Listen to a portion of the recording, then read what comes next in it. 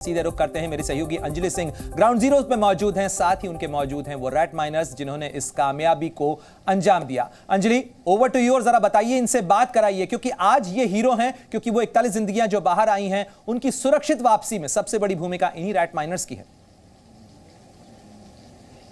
बिल्कुल, ये 12 हीरोज हैं और आज के कह सकते हैं कि सबसे जो सुपर हीरो है ना, या सुपर हीरोज जिनको हम कहते हैं, वो संज्ञा आज इनको ही दी जानी चाहिए, क्योंकि यही वो लोग हैं जिन्होंने आखिरी का सबसे अहम चरण जो है वो पूरा किया। ये 12 लोगों की टीम जो हाथ से अपने देसी तरीके से, देसी तकनीक से जिन्होंने खुदाई की और लोगों को सुरक्षित बाहर निकाला है। जब टेक्नोलॉजी फेल हो जाती है, मशीनरी फेल हो जाती है, तो किस तरह से हाथ जो है वो काम आते हैं। और बात करते हैं यहाँ पर जो लोग हैं, इस पूरी टीम के सदस्य हैं, इनको लीड करने वाले भी लोग हैं, और जो अंदर पाइप के अंदर गए और उन्होंने हाथों से खुदाई की, अपने औजारों से खुदाई की। नाम बताइएगा और ये बताइए क्या रहा अनुभव आपका। मेरा मुन्ना नाम है, और जब मैं गया, मेरे को बुलाया गया, तो पाइप में हम जाते थे, उसमें स्टील आती थी, उसे हम काटते थे, बहुत मुसीबतें आती थी, फिर भी हम हटते नहीं थे। फिर उसके बाद पत्थर भी आता था, उसे भी हम काटते चलते थे। और जब उनके पास पहुँचे थे हम, तो उन्होंने हमें बहुत प्यार दिया, बहुत वो दिया था, और उन्होंने इतनी बड़ी बड़ी बात बोली थी, मैं कुछ कह नहीं सकता। बस जब अंदर आप कह रहे हैं, जब आखिरी वो मलबा का ढेर हटाया होगा, तो पाइप के दूसरी तरफ लोग दिखाई दिए, क्या उस समय कैसा आपको लगा था और वो आपको देख के कैसा रिएक्ट? मुझे तो बहुत खुशी हुई थी। बस ये मुझे इतनी खुशी हुई थी, मैंने बस हमारा मकसद पूरा हो गया। अब इन्हें बाहर लेके आए। उन्होंने बहुत प्यार किया था हमसे, बहुत उन्होंने इतना वो कहा था, गले से लगाया, सीने से चॉकलेट दी हमारे को, और बोलने लगे भाई आप ही हमारे लिए भगवान हो। मैंने भगवान हम नहीं, हम तो मजदूर हैं आपकी तरह। मैंने भगवान तो बाहर हमारे वकील साहब खड़े हैं, वो हैं।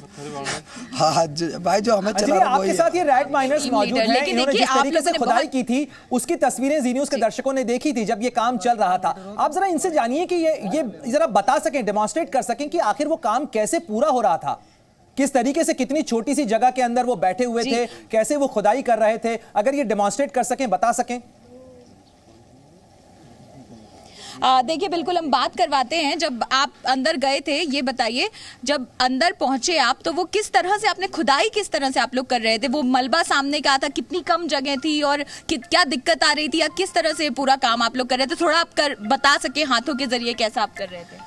जी, 800 mm का हमारा पाइप था, उसमें हम चल के जाते थे घुटनों के बल, और हमारे पास औजार रहते थे, हिल्टी वगैरह और गुदाली वगैरह, और लोहे की गाड़ी थी वेरिंगों की, जिसके द्वारा हम मट्टी बाहर भेजते थे। जब हम एंड में पहुंचे तो हमने उसमें एंड में जाके सब्बल मारी, फिर वो बाहर निकाली। सब्बल मारने के बाद उन्होंने बाहर सब्बल देखी अपनी तरफ, तो वो भग के आए, फिर उन्होंने अपनी तरफ से मलबा हटाना शुरू करा, फिर हमने भी करा।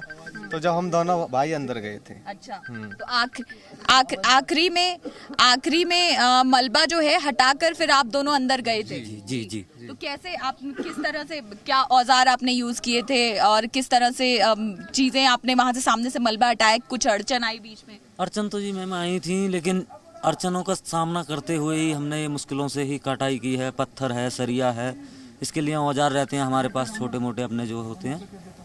अभी आप क्या कर, ये बता सकते हैं हमको, जैसे वो छोटा सा मान लीजिए स्पेस है, अगर आप बैठ करके दिखा सके कि कितना दिक्कत वहाँ पे, किस तरह से आप लोग बैठे थे? इस तरीके से ज्यादातर बैठा जाता है वहाँ पे, बस। हाँ, अधिक से अधिक इसी हिसाब से हमारी कटाई होती है, इसी से हमारी खुदाई होती है, और इसी स्पेस से ये मिट्टी हम इस साइड करते हैं पीछे। अच्छा, हाँ जी। तो अगर हम माने कि जैसे यहाँ पर मलबा है जहाँ मैं बैठी हुई हूँ, और आपके पास ये छोटी सी जगह है, तो इसमें आप ये पोजीशन लेकर बैठते थे, पैरों को मोड़ करके? जी जी जी। और फिर आगे से ये मलबा मान लीजिए दीवार है, तो किस तरह से इसको हटाते थे आप? इसको इसी हिसाब से काटते हैं। ड्रिल मशीन होती है, हिल्टी या गुदाली होती है, गुदाली इस तरीके से चलेगी, और ड्रिल मशीन ऐसे चलाते हैं, बस उसमें पत्थर के लिए काटते हुए जाते हैं।